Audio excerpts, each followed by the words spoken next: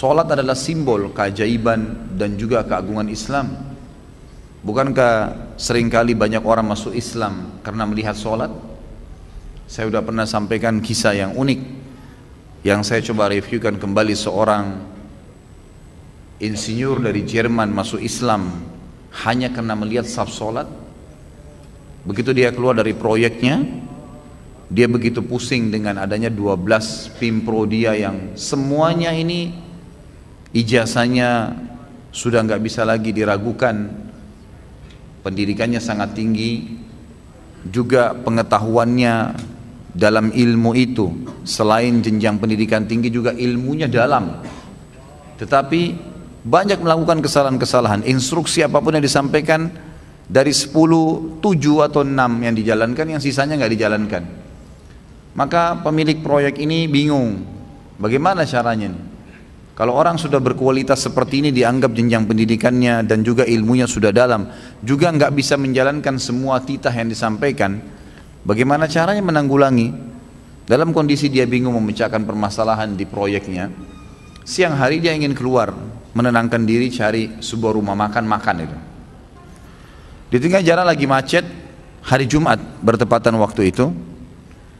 Sebagian kaum muslimin yang kerja di kantoran, mereka tidak punya masjid, maka mereka meminta izin dengan pemerintah setempat untuk memblok gang-gang di antara building tersebut sementara dipakai untuk sholat Jumat. Sholatlah kaum muslimin setelah khutbah, seperti biasa kita sudah tahu Jumat, imamnya takbir, 2 rakaat sholatnya. Orang ini kebetulan pas lagi macet, di sebelah jalan orang yang lagi sholat Jumat. Maka dia pun melihat orang-orang yang lagi sholat itu, dan dia kaget melihat perintah itu. Imamnya mengatakan Allahu Akbar. Semua yang di belakang ini puluhan orang Allahu Akbar. Semuanya ngikutin.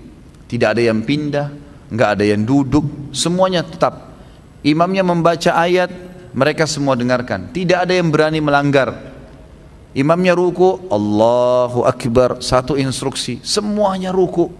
Nggak ada yang berani angkat kepalanya sampai imamnya mengatakan Sami Allahu liman hamida, baru mereka angkat semuanya, terus sampai salam.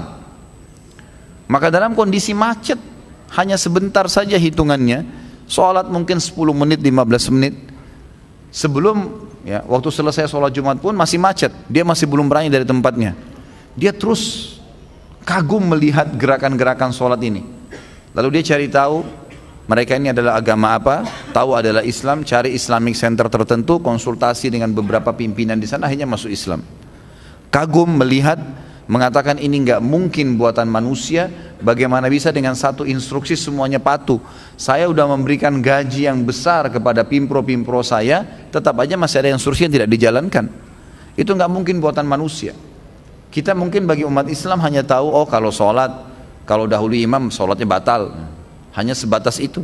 Tapi ternyata keajaiban sholat ini kelihatan. Berapa banyak sekarang penelitian yang membuktikan gerakan-gerakan sholat menyebabkan kesehatan.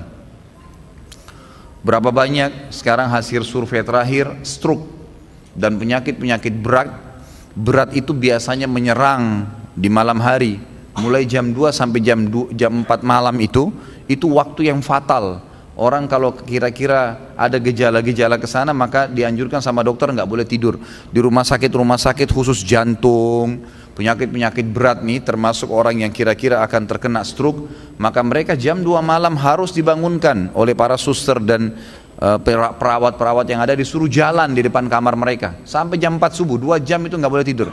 Karena kalau mereka tidur sangat mudah untuk kena stroke pada jam-jam itu. Bukankah kita sudah disuruh bangun sholat malam pada saat itu tanpa menunggu orang stroke? Berhubungan dengan waktu sholat, gitu kan? Jadi sangat luar biasa. Diadakan penelitian juga bagaimana oleh beberapa dokter muslim, kenapa wudhu itu yang disentuh anggota-anggota tertentu, telapak tangan, kumur-kumur dengan hidung, wajah, kemudian kepala dan juga kaki. Kenapa kok perut tidak misalnya? Kenapa punggung tidak? Gitu kan? Ada apa sebenarnya? Kenapa anggota-anggota tubuh ini saja? Ternyata setelah diadakan survei juga mengagetkan luar biasa. Memang dari seluruh anggota tubuh manusia, titik-titik ini yang kalau disentuhkan dengan air, maka akan membuat fresh kembali, gitu kan? Kalau hanya perut ditaruh air, hanya punggung, itu enggak. Tapi kalau titik-titik ini, telapak tangan, wajah, dan seterusnya, yang sudah kita tahu anggota wudhu itu malah memang membuat tubuh itu fresh. Sederhana, Nabi SAW mengatakan kepada kita, masalah biologis maaf, kata Nabi SAW, siapa yang ingin mengulanginya, kalau dia berhubungan biologis, dia ingin mengulanginya, sebaiknya dia berwudhu, karena akan lebih membuat dia semangat. Hadisnya begitu, hadis Hasan riwayat Imam Ahmad. Wudhu berpengaruh, gitu kan? Masalah sholat lagi, berhubungan dengan sholat nih.